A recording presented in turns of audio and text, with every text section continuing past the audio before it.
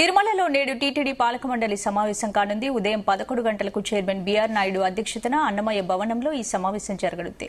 ఇక ఫిబ్రవరి 4న రథసప్తమి సందర్భంగా సామాన్య భక్తులకు కల్పించాల్సిన ఏర్పాట్లపై సమీక్ష నిర్వహించనున్నారు.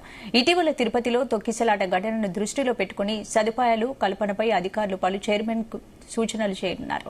ఇక రథసప్తమి నాడు 7 వాహనాలపై భక్తులకు శ్రీవారు దర్శనమిస్తారు. ఈ వేడుకలను చూసేందుకు 2 లక్షల మందికి పైగా భక్తులు వస్తారని టీటీడీ అంచనా వేస్తోంది.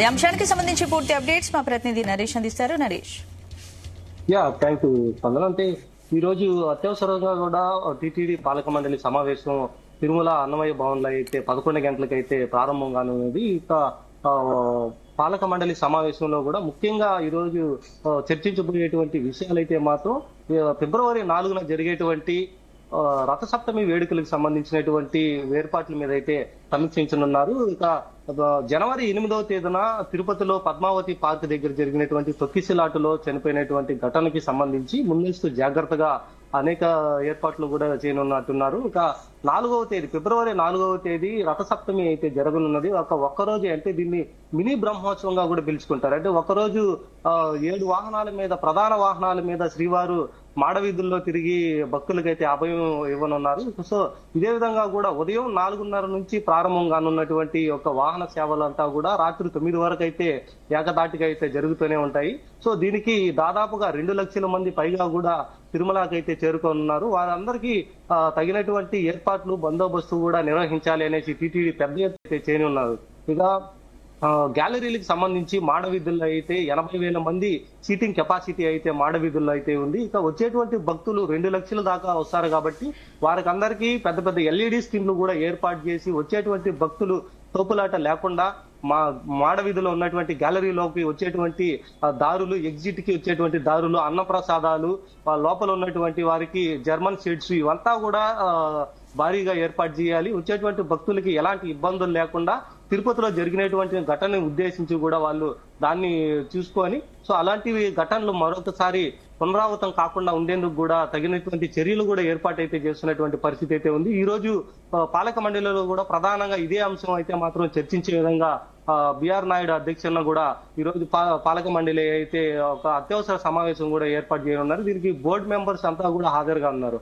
అలాగే టీటీడీ ఈఓ శ్యామలరావు, అదనపు ఈఓ వెంకయ్య చౌదరి కూడా దీనికైతే మాత్రం హాజరు కానున్నారు. ఇక ఏర్పాట్లంతా కూడా భారీ బందోబస్తుగా నిర్వహించి ఫిబ్రవరి 4న జరిగేటువంటి రథసప్తమి వేడుకలకైతే ఒక దానిపైన ఏర్పాట్లకైతే చేస్తున్నారు. ఈ యొక్క 7 వాహనాల మీద ప్రధానంగా అయితే తిరుమలలో శ్రీవారు అయితే ఊరేగనున్నారు. దీనికి వచ్చేటువంటి భక్తులు ఘాట్ రోడ్డుకి సంబంధించి వచ్చే ట్రాఫిక్ కాడ నుంచి మొత్తం గ్యాలరీలోకి లోపలికి వచ్చేటువంటి మొత్తం ప్లాన్ అంతా కూడా ఇప్పటికే ఎగ్జిక్యూటివ్ కూడా చేసినట్టుగా కూడా తెలుస్తుంది. దీనికి నిన్న ట్రయల్ రన్ కూడా ఒకటి నిర్వహించారు.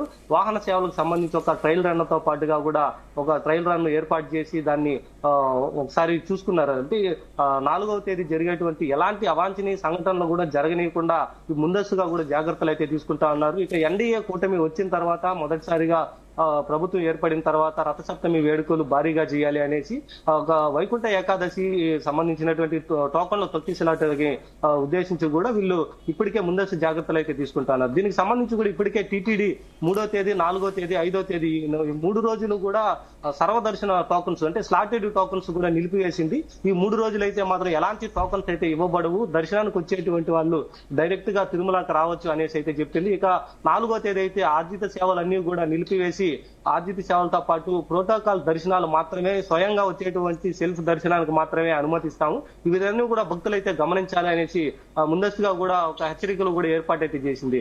ఇక రథసప్తమి రోజున జరిగేటువంటి 7 వాహనాలకు సంబంధించినటువంటి తిలకించేటివి పెద్ద పెద్ద భారీ స్క్రీన్లు అయితే ఏర్పాటు చేస్తున్నారు.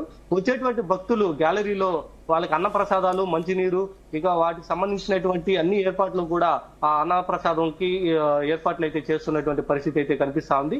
తర్వాత ఈ రోజు చర్చించేటువంటి విషయాల్లో కూడా మాడవీధుల్లో కూడా కొద్దిగా ఎక్స్టెన్షన్ చేసి ఆ 80,000 ఉన్నటువంటి సీటింగ్ కెపాసిటీని కూడా లక్షకి పెంచాలి అనే దానిపైన కూడా ఒక అంశం అయితే చర్చకి అయితే వచ్చింది, ఒక సమాచారం అయితే ఉంది.